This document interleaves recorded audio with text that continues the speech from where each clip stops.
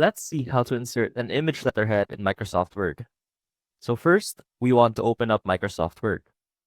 And as you can see here, we now have our document ready.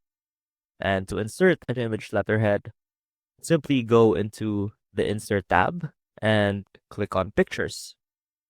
So for this one, I downloaded this letterhead from Canva as a template.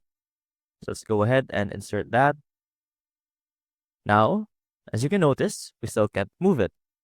And one thing we can do is click on Layout Options and set it behind text. Then, as you can see, while it's at the center of the page, it doesn't fit the page yet. Now let's try and move it to fit the corners of the page. Just like that. And just like that. Now you'll see that some templates, especially pre-downloaded or pre-made ones, don't really fit the size of your page.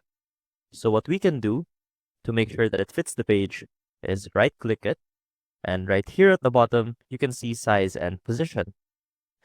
Let's click that, and make sure to uncheck lock aspect ratio. Click OK, and now you can set the size that you want to. And that is how you insert an image letterhead in Microsoft Word. See you soon!